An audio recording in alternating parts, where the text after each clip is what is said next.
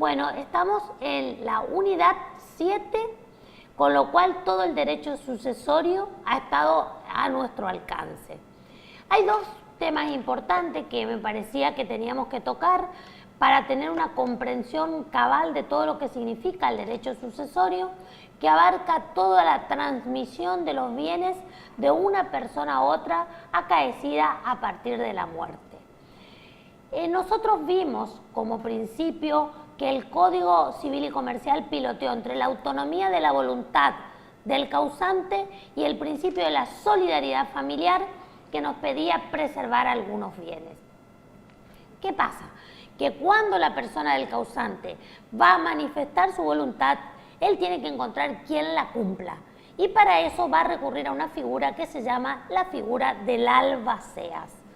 Entonces vamos a ver en esta unidad brevemente cómo en el capítulo 7 del libro 11, del libro quinto, va a estar hablándonos el Código Civil y Comercial de quién es el albacea, que en principio debe ser designado por el propio causante en el testamento y es quien va a tener como función hacer cumplir sus disposiciones y verificar y controlar que éstas se cumplan de acuerdo a lo que el causante explicó. Y en aquellos casos en que hubiere conflicto entre los herederos, la figura del albacea es muy importante porque es el que va a llevar adelante la mejor solución. Por eso decimos que el albacea en sentido propio es el nombrado por el testador e impuesto a los sucesores para ejecutar el testamento. ¿Qué pasa cuando el sucesor no designa albaceas?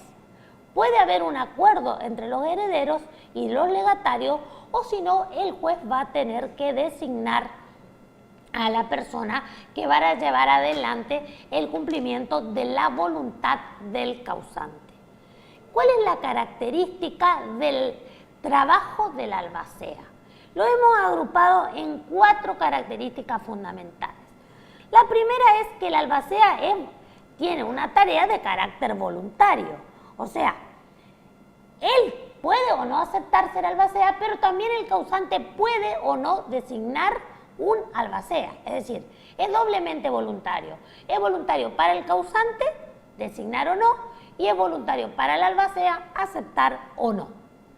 La segunda cosa, que una vez que está designado, es intuito personal, es decir, no puedo cambiar un albacea por otro. Yo designado no puedo decir en mi lugar propongo a mi hermano, no. Si yo no lo puedo hacer por mí mismo, entonces será el otro mecanismo, el mecanismo judicial, el que reemplace el albacea. Otra cosa importante que el Código ha optado porque el ejercicio de la tarea de albacea sea pagada. Esto tiene que ver porque garantiza un mejor desempeño, un mayor interés en culminar con la tarea. Es una motivación importante que no se presume la gratuidad de la tarea, sino que muchas veces en el propio testamento el causante ha dicho, el testador ha dicho, se pagará de tal o cual manera, y si no, el juez lo hace. Y también sabemos que es un rol temporario, porque una vez que se cumple la voluntad del causante, este personaje va a dejar de tener intervención una vez que terminó de ejecutar la función. El Código Civil y Comercial enumera específicamente las facultades o atribuciones del albacea. Es el testador el que le asigna cuáles son sus tareas, pero la más importante es que esta persona va a tener que cuidar la seguridad del caudal hereditario.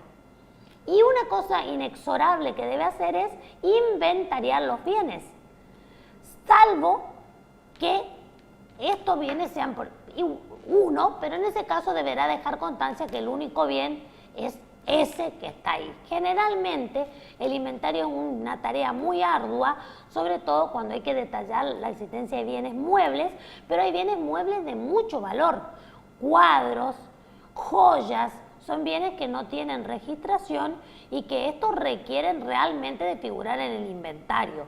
Fijémonos que un diamante puede valer más que una camioneta, incluso una pintura puede valer más que un departamento. Es decir, los bienes deben ser inventariados y si el inventario lo hace el albaceas sin darle intervención a los herederos o los legatarios, en esos casos estos podrán impugnar ese inventario para que no quede ningún bien fuera de ahí.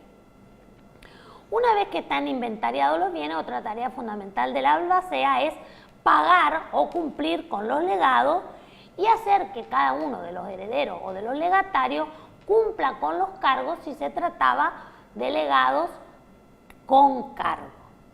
En los juicios que tuviera el causante abierto, va a tener que intervenir el legatario porque, como hemos dicho, él tiene que cuidar ese caudal hereditario, y algo inexorable de lo que no puede ser relevado es va a tener que rendir cuenta de su gestión.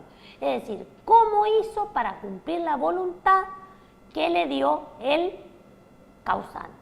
Sucede que a veces son designados varios albaceas. El código prevé exactamente en qué casos va a intervenir uno primero de manera sucesiva o si hay tareas específicas y podrían intervenir de manera simultánea. Creo que es suficientemente claro el Código Civil y Comercial para todo lo que tenga que ver con el albacea, que tiene una misión fundamental: ejecutar la voluntad del causante.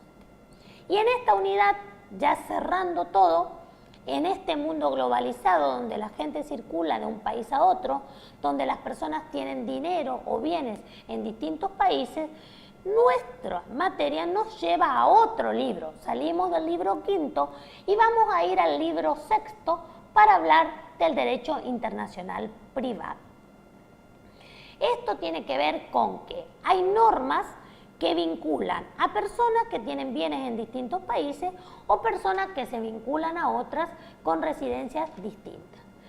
Como nuestro Código Civil y Comercial desde el inicio nos habló de las convenciones internacionales y de los tratados, cuando tenemos elementos extranjeros en la herencia, vamos a tener que tener en cuenta qué dicen las convenciones y tratados internacionales.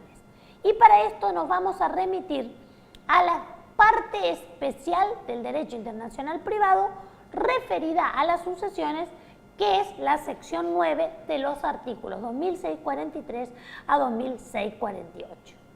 Ahí se dice dónde va a tramitarse el juicio sucesorio, manteniendo la idea, en nuestro caso, que va a ser tramitado en el último domicilio donde vivió el causante.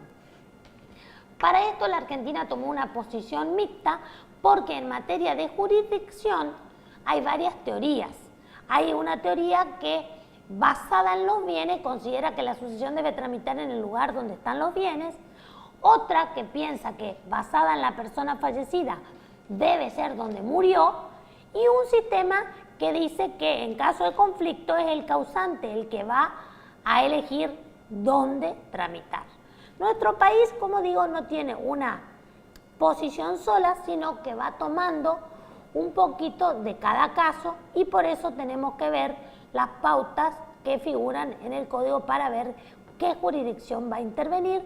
Si intervienen los jueces argentinos, van a tener en cuenta, por ejemplo, de los testamentos que se hubieran hecho en el extranjero, las formalidades que tienen, según la ley del país donde se hizo, para otorgarle la validez acá. Esto también nos hace ver que la forma de los testamentos extranjeros, entonces, debe respetar la ley del momento en que se lo hizo, porque nosotros sabemos que puede pasar un largo tiempo o un corto tiempo entre el momento que una persona hizo un testamento y que falleció. Una persona pudo haber testado cuando estaba haciendo una experiencia en una zona de guerra o en una investigación en una parte del continente y luego fallecer en otro lugar, pero traer ese testamento válido a nuestro país e incluso dejar bienes en otros países. Esos son testamentos con componentes de extranjería, pero también están los testamentos consulares. Los testamentos consulares, incluso para algunos autores, son una tercera forma de testamento. ¿Se acuerdan que hablamos del testamento hológrafo y del instrumento público? Para algunos, una tercera forma de testamento es el testamento consular, es decir, el testamento que hace un argentino en el consulado en cualquier país extranjero. y que luego es protocolizado en la Argentina si es aquí el último domicilio del causante o porque haya un interés en utilizar el testamento consular. Esto yo quiero que ustedes lo vean, seguramente que al terminar la carrera, cuando estudien Derecho Internacional Privado, para profundizar todo lo que tiene que ver con la extranjería. A modo de cierre, quiero explicarles la importancia que tiene el derecho sucesorio en la práctica, que como dije desde el principio, tiende a proteger personas, afectos y patrimonio. Por eso el buen asesoramiento, la buena información va a evitar conflictos entre los herederos, los legatarios, y también puede ser que esto se genere de manera controvertida, por lo tanto tenemos que saber claramente el orden sucesorio, claramente qué es la legítima, cómo protegerla, y todas estas cuestiones las vamos a ir viendo en los foros a medida que ustedes vayan leyendo, para que al llegar al examen final puedan tener una visión general de todo el derecho sucesorio en nuestro país, que básicamente lo deben estudiar inexorablemente del Código Civil y Comercial, del material de la cátedra, y tenemos los 3 libros que dimos como apoyo para la consulta, que sería sumamente importante. Muchas gracias.